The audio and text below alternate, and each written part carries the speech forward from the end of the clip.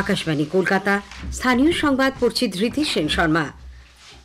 বিশেষ খবর হলো, গঙ্গাসাগর মেলায় যে কোনো রকম অপ্রীতিকর পরিস্থিতির মোকাবিলায় স্থানীয় মানুষ, বিশেষ করে যুব সম্প্রদায়কে সক্রিয় থাকার আহ্বান জানিয়েছেন মুখ্যমন্ত্রী। মুড়িগঙ্গা নদীতে রাজ্যেও কেন্দ্রের আর্থিক সাহায্য ছাড়াই সেতু নির্মাণ করবে বলে তিনি জানান। রাজ্যে আদিবাসীদের বর্তমান অবস্থা নিয়ে খোঁজ খবর নিতে রাজভবনের তরফে আজ শুরু হতে চলেছে আমার গ্রাম কর্মসূচি। রাজ্যে সরকারি হাসপাতাল ও মেডিকেল কলেজে কর্মরত চিকিৎসকদের প্রাইভেট প্র্যাকটিসের ওপর কড়া নির্দেশিকা জারি সরকারের। ডাক্তারদের সংগঠন এই নির্দেশিকাকে স্ববিরোধী বলে দাবি করেছে। পশ্চিমী ঝঞ্ঝায় বাধাপ্রাপ্ত হয়ে রাজ্যে শীত কিছুটা থমকে উত্তরবঙ্গের কয়েকটি জেলায় আজ হালকা বৃষ্টির সম্ভাবনা। কলকাতা সহ রাজ্যের বিভিন্ন জেলায় আজ সকালে মৃদু ভূকম্পন অনুভূত হয়। বাংলা বিজয় মার্চেন্ট ট্রফি ক্রিকেটের কোয়ার্টার ফাইনালে। আসছে বিস্তারিত খবরে।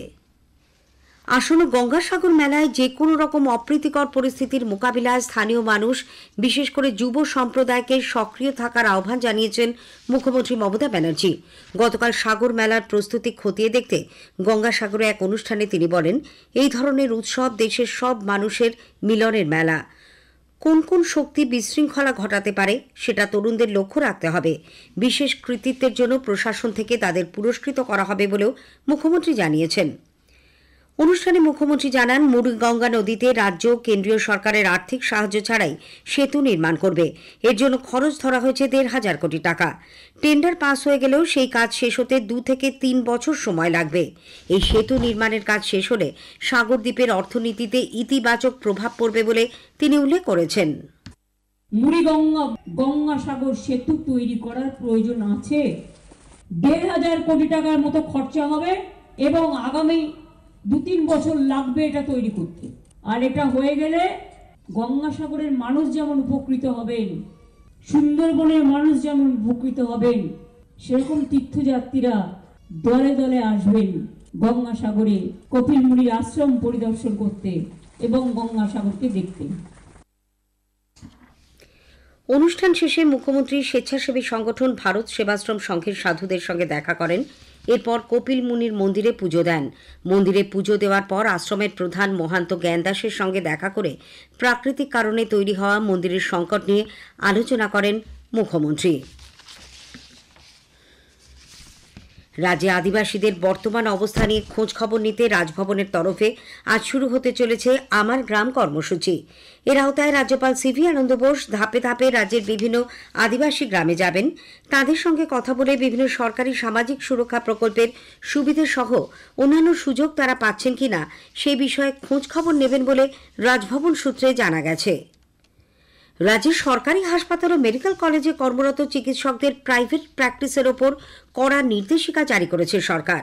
স্বাস্থ্য দপ্তরের এক নির্দেশিকায় বলা হয়েছে, এখন থেকে কোনো চিকিৎসক প্রাইভেট প্র্যাকটিস করতে চাইলে তাকে স্বাস্থ্য শিক্ষা অধিকর্তার কাছ থেকে অনুমতির পাশাপাশি নো অবজেকশন সার্টিফিকেট নিতে হবে।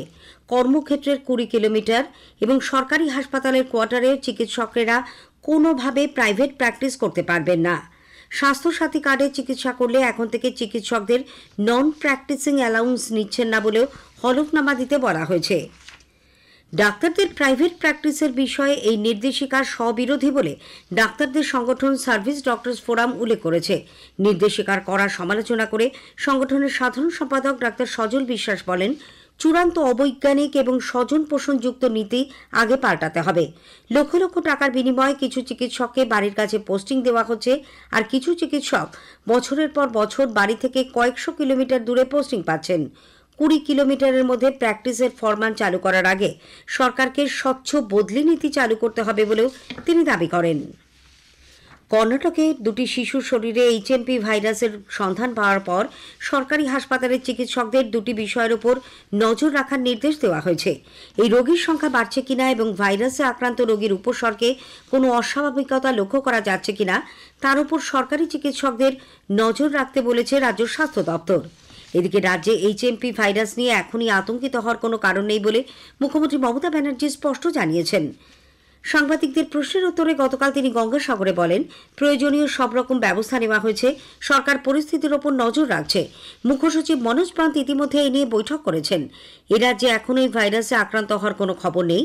যে কোনো রকম পরিস্থিতির মোকাবিলা এবং জনগণকে রক্ষা করতে রাজ্য সরকার প্রস্তুত বলে তিনি স্পষ্ট জানান। যক্ষ্মামুক্ত ভারত গড়ার লক্ষ্যে কেন্দ্রীয় সরকারের 100 দিনের প্রচারমূলক কর্মসূচি নিয়ে জলপাইগুড়ি জেলা শাসকের কার্যালয়ে গতকাল এক পর্যালোচনা বৈঠক হয়। জলপাইগুড়ির মুখ্য স্বাস্থ্য আধিকারিক ডাক্তার অসীম হালদার জানান, জেলা জুড়ে গত 9 ডিসেম্বর থেকে এই প্রচারাভিযান শুরু হয়েছে, চলবে 24শে মার্চ পর্যন্ত। চা বাগান, বস্তি এলাকা, স্কুল, কলেজ সর্বত্রই স্ক্রিনিং শুরু হয়েছে। জেলায় নিক্ষয় মিত্র প্রকল্পের অধীনে বহু মানুষ যুক্ত হয়েছেন।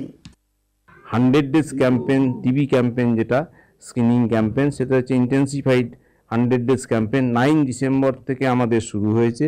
এটা 24শে মার্চ অবধি এটা শেষ হবে। এটা হচ্ছে 10S স্ক্রিনিং রয়েছে, ভালনারেবল যে পপুলেশন রয়েছে সমস্তটাই আমাদের স্ক্রিনিংয়ের মধ্যে আসবে। সাসপেক্টেড টিবি কেসেস থেকে কনফার্ম টিবি কেসেস যাতে আমরা পেয়ে যাই।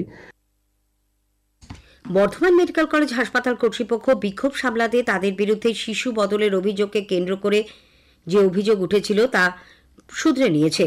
মৃত শিশু কন্যার বদলে অভিভাবকদের হাতে তুলে দেওয়া হয়েছিল। মৃত একটি পুত্র সন্তান। হাসপাতাল কর্তৃপক্ষ গতকাল মৃত কন্যার সন্তানের দেহ পরিবারের হাতে তুলে দেয়। পরিবার সূত্রে জানা গেছে, টাইপের ভুলে শিশু কন্যার জায়গায় পুরুষ লেখা থাকায় এই গণ্ডগোল বাধে। স্থানীয় সংবাদ শুনছেন আকাশবাণী কলকাতা কেন্দ্র থেকে। আমাদের সংবাদ শোনা যাবে ইউটিউব চ্যানেল আকাশবাণী সংবাদ বাংলা, ফেসবুক ও ইনস্টাগ্রাম আকাশবাণী সংবাদ কলকাতা এবং এক্স হ্যান্ডেল AIR নিউজ কলকাতাতে। পশ্চিমী ঝঞ্ঝায় বাধাপ্রাপ্ত হয়ে রাজ্যে শীত কিছুটা থমকে। উত্তরবঙ্গের কয়েকটি জেলায় আজ হালকা বৃষ্টির সম্ভাবনা। ঝঞ্ঝা কেটে গেলেই তাপমাত্রা কমবে বলে আবহাওয়াবিদ সৌরিশ বন্দ্যোপাধ্যায় জানিয়েছেন। দক্ষিণবঙ্গের জন্য আগামী এক সপ্তাহ প্রধানত শুষ্ক পরিষ্কার ওয়েদার থাকবে। রাতের তাপমাত্রা বর্তমানে দক্ষিণবঙ্গের জেলাগুলোতে হয় স্বাভাবিকের কাছাকাছি বা পশ্চিমের জেলাগুলো বিশেষ করে স্বাভাবিকের থেকে কিছুটা বেশি রয়েছে। তো আগামী 24 ঘন্টা খুব একটা চেঞ্জ নেই। তারপর পরবর্তী 3 দিনে রাতের তাপমাত্রা 2 থেকে 4 ডিগ্রি মতো কমবে। বেশি কমবে বিশেষ করে পশ্চিমের জেলাগুলো, যেখানে অলরেডি কিছুটা বেশি রয়েছে। কমে কলকাতা পার্শ্ববর্তী অঞ্চলে 14 বা 13 ডিগ্রি কাছাকাছি চলে আসবে। উত্তরবঙ্গের ক্ষেত্রে 2-1 জায়গায় হালকা বৃষ্টির সম্ভাবনা থাকছে আগামী 24 ঘন্টা, বিশেষ করে দার্জিলিং, উত্তর দিনাজপুর। দার্জিলিংয়ের ক্ষেত্রে তুষারপাতের সম্ভাবনা থাকছে। এই সিস্টেমটা, এটা পশ্চিমী ঝঞ্ঝার কিছুটা প্রভাব রয়েছে, সেই সাথে বঙ্গোপসাগর থেকে জলীয় বাষ্পের প্রবেশ বেশি রয়েছে, যে কারণে তাপমাত্রা কিছুটা বেশি থাকছে বা এই হালকা বৃষ্টির কথা বলা হলো উত্তরবঙ্গের 2-1 জায়গায়। কলকাতায় সকালে সর্বনিম্ন তাপমাত্রা রেকর্ড করা হয় 16.2 ডিগ্রি সেলসিয়াস, স্বাভাবিকের থেকে যা 2.3 ডিগ্রি বেশি। এদিকে কলকাতা শহর রাজ্যের বেশ কিছু জেলায় ঘন কুয়াশায় যান চলাচলে প্রভাব পড়েছে। দক্ষিণ 24 পরগনা জেলা জুড়ে টানা 3 দিন ঘন কুয়াশার দাপট অব্যাহত। ভোর থেকে কুয়াশার চাদরে মুড়ে গেছে গোটা জেলা। সকাল থেকে গঙ্গাসাগরে ভেসেল পরিষেবা বন্ধ করে দেওয়া হয়েছে। সাগরদ্বীপের সঙ্গে কাকদ্বীপের যোগাযোগ কার্যত বিচ্ছিন্ন। জলপাইগুড়ি, শিলিগুড়ি সহ উত্তরবঙ্গের বিস্তীর্ণ এলাকায় আজ সকালে মৃদু ভূকম্পন অনুভূত হয়। রিক্টার স্কেলের তীব্রতা ছিল 5.3। সকাল 6:35 নাগাদ ভূমিকম্পের কেন্দ্রস্থল ছিল তিব্বতের সিগাৎসের 35 কিলোমিটার অদূরে। কলকাতা সহ 2-1টি জায়গাতেও ভূমিকম্প টের পাওয়া যায়। ক্ষয়ক্ষতির অবশ্য কোনো খবর নেই। দক্ষিণ 24 পরগনার কুলতলির মইপিট বৈকুণ্ঠপুর গ্রাম পঞ্চায়েতের কিশোরী মোহনপুর গ্রামের শ্রীকান্তপল্লী এলাকায় বাঘের পায়ের ছাপকে কেন্দ্র করে আতঙ্ক ছড়িয়েছে। এদিকে রাজ্যে ফের বাঘ আসার খবরে মুখ্যমন্ত্রী মমতা ব্যানার্জি উদ্বেগ প্রকাশ করেছেন। গঙ্গাসাগরে গতকাল তিনি সাংবাদিকদের বলেন, একটা বাঘ 5টা জঙ্গল পেরোলো, 5টা জেলা, 5 দিন আতঙ্কে ছিল, স্কুলও বন্ধ ছিল। যেই আমরা উদ্ধার করলাম, আমাদের বন বিভাগ প্রশাসন সকলে মিলে দিন রাত খেটে সঙ্গে সঙ্গে ফোন আসতে শুরু করলো, ফেরত দাও ফেরত দাও ফেরত দাও, আর দিয়ে দিলাম। এবার আবার একটা চলে এসছে কাল। তো তোমরা তো টেক কেয়ার করবে তোমাদের ফরেস্টে। আবার যে বাঘ এসছে, আমি উড়িষ্যা গভর্নমেন্টকে বলবো সিএস এর থ্রুতে, যে উড়িষ্যা গভর্নমেন্টকে বলো রেস্কিউ অপারেশন করে নিয়ে যেতে। তোমাদের জায়গা না থাকলে আমাদের টাইগার রিসোর্ট সেন্টার আছে, রেস্কিউ সেন্টার আছে, আমাদের ডিপ ফরেস্ট আছে, আমরা রেখে দিচ্ছি। তোমাদের নিজেদের রাখবার জায়গা নেই, তোমরা বাঘটাকে নিয়ে গিয়ে জলের মধ্যে ছেড়ে দিলে। তো জল ফেরোতে কতক্ষণ? আবার একটা চলে এসছে। হাওড়ার বাগনান 1 নম্বর ব্লকের বাক্সিহাট গ্রাম পঞ্চায়েতের মানকুর গ্রামে রূপনারায়ণ নদীর তীরে 45 থেকে 50 কেজির মতো একটি কচ্ছপের মৃতদেহ উদ্ধার হয়েছে। সেটি সামুদ্রিক অলিভ রিডলের বলে মনে করা হচ্ছে। পশ্চিম মেদিনীপুরের গড়বেতার মাইতা এলাকায় গত সন্ধ্যায় বিজেপির সদস্য সংগ্রহ অভিযান করতে গিয়ে দুষ্কৃতীদের হাতে আক্রান্ত হন তপশিলি মোর্চার রাজ্য সাধারণ সম্পাদক মদন রুইদাস। গুরুতর অসুস্থ অবস্থায় তাকে গড়বেতা হাসপাতালে ভর্তি করা হয়েছে। মুর্শিদাবাদ জেলা পুলিশে 12 জন সাব ইন্সপেক্টরের দায়িত্বে বদল আনা হয়েছে। 6টি থানার ওসি বদল করা হয়েছে। বাংলা বিজয় মার্চেন্ট ট্রফি ক্রিকেটের কোয়ার্টার ফাইনালে গুজরাটে গতকাল প্রি কোয়ার্টার ফাইনালে বাংলা ও রাজস্থানের খেলা ড্র হয়। কোয়ার্টার ফাইনালে বাংলা মুম্বাইয়ের বিরুদ্ধে খেলবে। আইএসএল ফুটবলে ইস্টবেঙ্গল 2-3 গোলে মুম্বাই সিটি এফসির কাছে পরাজিত হয়েছে। সল্টলেক স্টেডিয়ামে গতকাল এই ম্যাচ হয়। শেষ করার আগে স্থানীয় সংবাদের বিশেষ কিছু অংশ আরও একবার। মুড়িগঙ্গা নদীতে রাজ্য কেন্দ্রের আর্থিক সাহায্য ছাড়াই সেতু নির্মাণ করবে বলে মুখ্যমন্ত্রী জানিয়েছেন। রাজ্যে আদিবাসীদের বর্তমান অবস্থানে খোঁজখবর নিতে রাজভবনের তরফে আজ শুরু হচ্ছে আমার গ্রাম কর্মসূচি। স্থানীয় সংবাদ শেষ হলো। পরের খবর 9টা 15 মিনিটে।